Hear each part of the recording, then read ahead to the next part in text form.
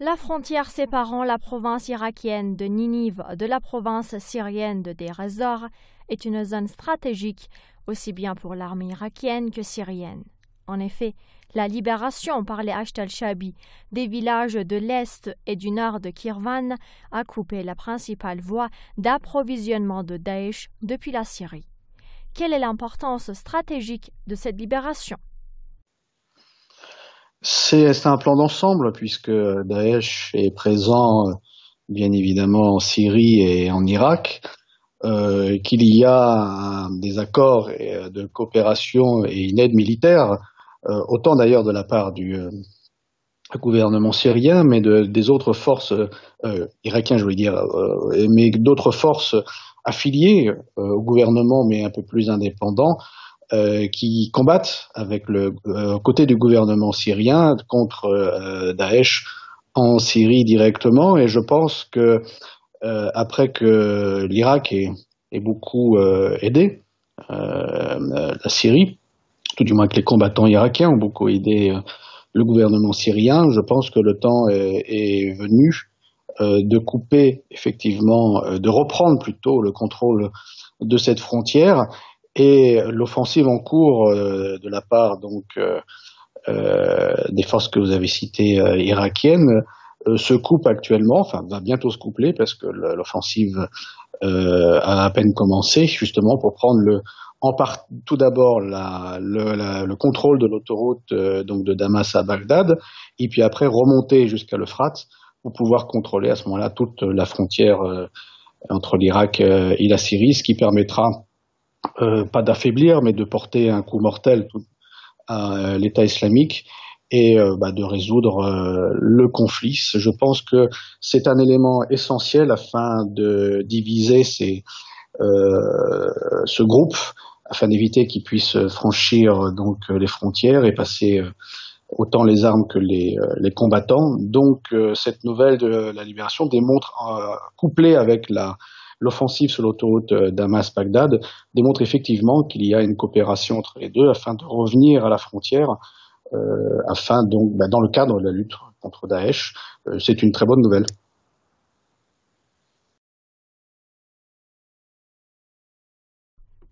D'un autre côté, les États-Unis ont mis en garde leurs alliés contre toute éventuelle attaque dans cette région. Comment pourrait-on expliquer cette mise en garde? Alors, je ne sais pas si le terme allié est approprié, s'il parle effectivement des autres pays intervenants.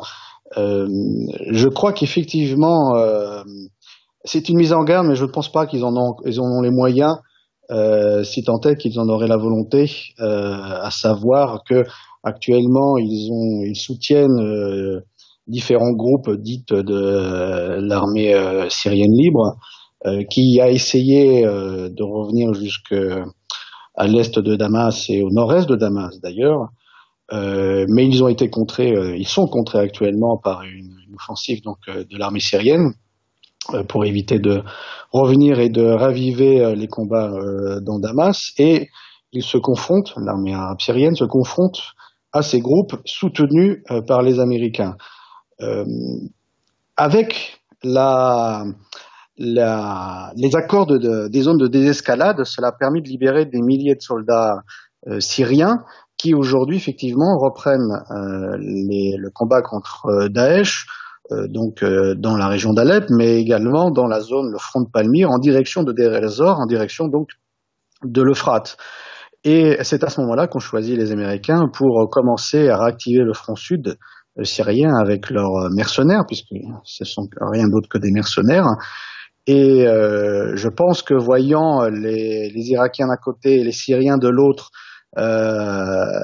collaborant ensemble et ayant une force assez importante, et on voit très bien que c'est qu'une question de temps pour reprendre le contrôle de ce désert syrien et donc de la frontière, les Américains et les Britanniques, enfin les Occidentaux en général, voient leur dernière carte en Syrie s'évaporer, ce pourquoi d'ailleurs ils ont fait franchir il y a quelques jours, je crois, quelques groupes de commandos, alors ce sont pas non plus des milliers d'hommes, mais quand même quelques centaines d'hommes, de commandos américains et britanniques, la frontière pour aider leurs mercenaires afin d'aller plus vite que l'armée arabe syrienne et d'arriver jusqu'à la frontière afin d'éviter qu'il y ait la jonction entre les forces irakiennes et les forces syriennes. Donc, mais je pense que c'est un peu que de la gesticulation puisque pour bien connaître la Syrie, je pense que les Américains ont fait quand même, comme toujours, une erreur, même s'ils ont certainement des services de renseignement intéressants, mais ils oublient les liens tribaux et même les gens qu'ils ont embauchés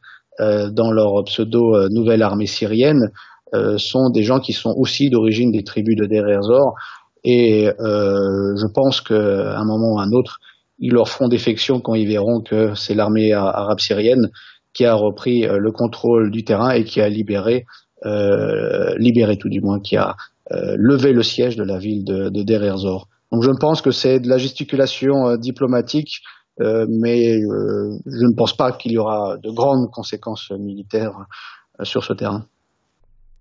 Les avancées des forces syriennes vers Deir ez-Zor d'un côté et l'avancée des Hachd de l'autre côté auraient déstabilisé les USA et ses alliés. Quel est votre avis à ce sujet? Oui, comme je viens de l'indiquer, effectivement, ça a été un peu, on va dire, quand l'armée arabe syrienne avançait très rapidement à l'est d'Alep, comme par hasard, au nord de la ville de Hama, les charmants pseudo-djihadistes, ces groupes terroristes et autres gangs ont repris des activités assez offensives en direction de cette ville, ce qui a obligé le gouvernement syrien à interrompre l'offensive qui était en cours pour transférer les forces, en particulier les forces Tigre, qui sont donc des groupes commandos, pour stopper et puis reprendre le terrain. Ce qui a été fait, mais ça fait perdre 2 mois à l'armée arabe syrienne. La réaction de tout cela, c'est effectivement ces zones de désescalade qui a permis donc, comme je l'indiquais précédemment, de libérer des milliers de soldats syriens qui sont repartis à l'offensive. Et aujourd'hui, c'est la course à l'Euphrate, parce que cette bataille, elle est double. Il y a le contrôle de la frontière irako-syrienne, mais il y a aussi la prise de Raqqa.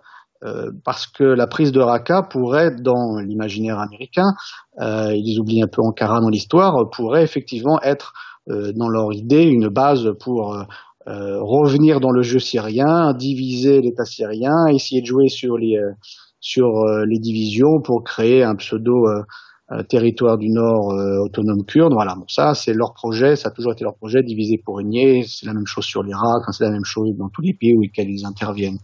Et donc le couplage de l'offensive donc des Irakiens vers la frontière syrienne et des Syriens vers Deir ez-Zor et vers la frontière syrienne est une course à l'heure actuelle, mais je crois qu'effectivement ils sont en train de perdre pied et que pour une fois, je crois là dans pas la dernière ligne droite, mais presque la dernière ligne droite pour la libération de tous ces territoires occupés par donc ces terroristes du groupe dit État islamique. Je crois que pour l'instant, l'avantage et la dynamique est du côté de Damas et de ses alliés russes, iraniens et irakiens.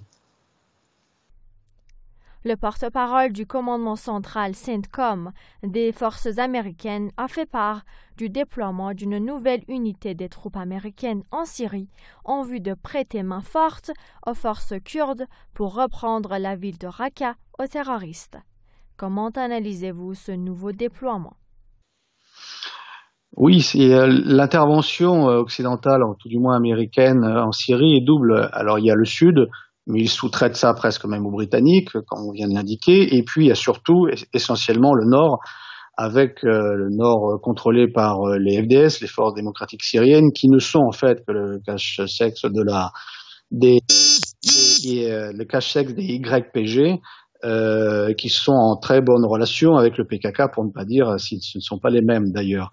Les Américains, effectivement, voyant très bien que les seuls sur lesquels ils peuvent compter, et qui sont des vrais combattants et qui marquent des points face à Daesh, c'est une vérité, ce sont donc les forces kurdes. Ce pourquoi ils les ont soutenus, c'est pourquoi ils veulent maintenant, dans cette course à l'Euphrate et la prise de Raqqa, Ils veulent que ce soit eux qui le prennent et pas l'armée syrienne qui s'invite à la table.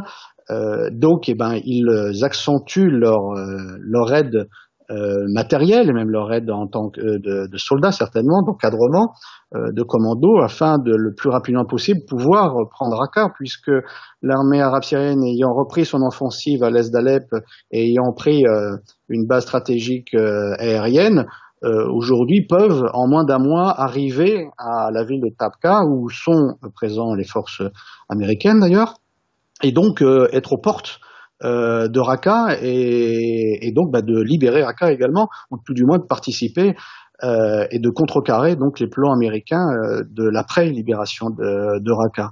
Donc, mais tout cela faisant, vous le savez très bien, Ankara, quel que soit le régime Ankara, que ce soit Erdogan ou que ce soit les militaires ou les sociodémocrates, peu importe, c'est la géopolitique turque.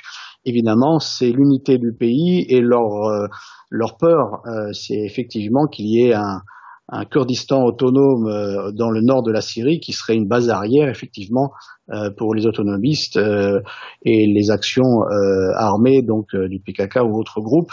Et cela, c'est impossible qu'ils puissent l'accepter. Les Américains sont donc en porte-à-faux et je crois que quand bien même ils réussiraient à libérer Raqqa sans que l'armée syrienne soit arrivée à ce stade, à ce niveau, je pense qu'à long terme, ils perdraient, puisque sans rentrer dans les détails, les Kurdes seraient obligés de certainement négocier avec les deux seules forces réelles qui comptent, tout du moins pour leur question, c'est le gouvernement syrien et Ankara, c'est une évidence. Alors qu'Erdogan est en visite aux USA, Ankara a mis en garde Washington contre la livraison d'armes au YPG en Syrie et a réitéré que si les USA ne donnent pas une garantie sécuritaire nécessaire à la Turquie, Ankara n'hésitera pas à lancer des opérations militaires en dehors des frontières turques. Doit-on s'attendre à de nouveaux affrontements? Oui, parce qu'on peut au moins reconnaître une chose à Erdogan, c'est que généralement, quand il le peut, il tient ses promesses. Alors souvent, il est retenu par les actions de certains pays qui l'empêchent de le faire. Mais là, il aura toute action, et quelles que soient les gens, d'ailleurs, les opinions qu'ils auraient en Turquie, en général, le soutiendraient dans ses actions, à savoir les interventions armées contre les YPG, puisque que ce soit vrai ou pas, pour eux, les YPG, donc les forces kurdes en Syrie, pour eux, c'est la même chose que le PKK, donc les forces kurdes rebelles dans le sud-est de la Turquie, et considérés par un groupe terroriste par Ankara et par l'Union européenne d'ailleurs et par beaucoup d'autres pays dans le monde. Bon, ça c'est un fait, après je ne porte pas jugement de valeur. Pour autant, effectivement, je pense que c'est la ligne rouge que Ankara n'acceptera pas. Et américains ou pas américains, je pense que ils interviendront. Maintenant, est-ce qu'ils interviendront d'une manière unilatérale ou est-ce qu'ils préviendront leurs alliés, qu'ils soient ou leurs partenaires, donc que ce soit autant les Américains que les Russes? Je ne sais pas, je ne suis pas dans le secret des dieux et les négociations diplomatiques, mais pour autant, c'est une certitude que si les YPG se retrouvent avec un armement considéré comme une menace immédiate, Ankara réagira immédiatement au nom de sa sécurité nationale, et c'est tout à fait logique dans le contexte turc et de l'histoire régionale. Donc effectivement, il faut s'attendre certainement à quelques confrontations. Est-ce que ce sera direct? Est-ce que ce sera des opérations de bombardement ciblées? Aucune idée, mais de là à dire que les Turcs vont rester tranquillement derrière la frontière, regarder ce qu'ils considèrent comme leur ennemi devenir de plus en plus armé grâce aux Américains, je pense que si Washington pense que Ankara va ne rien faire, c'est assez dangereux et c'est assez enfantin. Selon le ministre kazakh des Affaires étrangères, l'Iran, la Russie et la Turquie s'emploient activement à la définition des contours des zones de désescalade en Syrie. Mais une question reste pour le moment sans réponse. celle de savoir qui prendra en main le contrôle des zones sécurisées ainsi que leurs checkpoints. Quel est votre avis à ce sujet? Je vais vous donner mon avis de deux facettes. Si je dois vous répondre d'une manière d'analyste en laissant une petite pointe diplomatique, je dirais que là, on va commencer les négociations du détail. Et en fait, ces négociations sur les zones de désescalade ne sont que le début et la base qui permettra de négocier par la suite un accord plus global pour la paix en Syrie. Cela étant dit, oui, la question est intéressante puisque en particulier le plus gros morceau, c'est la région d'Idlib. Le reste, ça peut se résoudre même à l'est de Damas, la Ghouta, ça peut se résoudre d'une autre manière. Mais autour d'Idlib, c'est le rassemblement de tous les groupes terroristes qui puissent exister et c'est le fief d'Al-Qaïda, quoique la propagande occidentale puisse essayer de nous dire que ce sont des gentils résistants à Bachar el-Assad. Donc je pense qu'effectivement il y aura cette pierre d'achoppement parce que ces groupes-là, ça veut dire qu'il faudrait discuter avec eux. Donc ça veut dire que pour que ça soit mis en place. Donc il y a des problèmes pratiques que vous avez évoqués. Mais si on reste donc sur l'élément diplomatique, c'est par cette voie de règlement, de mise en place pratique des zones de désescalade qu'on peut effectivement aboutir à un vrai cessez-le-feu et à ce moment-là engager le processus de négociation politique qui a toujours été la ligne d'ailleurs de la République arabe syrienne. Maintenant, parlons plus franchement, si cette possibilité, si on voit la vision de cette situation d'une manière positive, c'est ce que je viens de vous indiquer. Si on voit la réalité telle qu'elle est, ce ne sont que des rapports de force, que ces zones de désescalade et cette fois-ci un moyen mis en place donc par les alliés Damas, Moscou, Téhéran, afin de libérer des milliers de soldats pour taper directement ISIS, contrecarrer le plan américain sur Raqqa et reprendre le contrôle de la frontière irako-syrienne. Et ayant pris tout ce contrôle-là et les champs de gaz, puisque c'est très important pour la stabilité et la viabilité économique du pays. Et après, tous ces soldats, effectivement, pourraient faire pression ou alors intervenir militairement contre, en particulier à Idlib, les groupes terroristes et autres mercenaires qui ne voudraient pas entendre parler de paix et qui voudraient pas décamper, puisque évidemment, pour beaucoup de ces groupes, c'est qu'une question financière. Donc, je pense que l'avenir de la guerre en Syrie, du conflit en Syrie, s'accélère actuellement, mais je ne pense pas que les zones de désescalade, sincèrement, vont aboutir pacifiquement à un règlement du conflit. Je pense que les plus honnêtes comprendront que la fin est déjà écrite et que donc autant négocier et essayer de sortir politiquement de la crise. Il restera toujours ces extrémistes, ces mercenaires de la politique de l'Arabie Saoudite, du Qatar et autres pays occidentaux. Ceux-là seront des jusqu'au-boutistes, ces adorateurs de la mort, et donc ça finira toujours par une offensive militaire qui cette fois-ci sera la dernière et j'espère victorieuse de l'armée arabe syrienne et de ses alliés. Je pense que pour la visite en Israël, c'est normal puisque son beau-fils est un des cadres de l'AIPAC, donc du lobby sioniste aux États-Unis, donc c'est presque une visite de famille. Trump est un pro-sioniste, pro-israélien, c'est logique qu'il y aille. Peut-être que d'ailleurs, justement, Tel Aviv en profitera pour faire quelques bombardements supplémentaires, se sentant les mains un peu libérées, puisque l'administration Obama les rapports n'étaient pas si fraternels qu'ils le sont aujourd'hui entre Washington et Tel Aviv. Maintenant, pour l'Arabie Saoudite, il y a plusieurs questions. Effectivement, est-ce que les États-Unis viennent pour donner leur point de vue et peser dans un clan ou un autre pour la succession future qui arrive pour le royaume? C'est une question.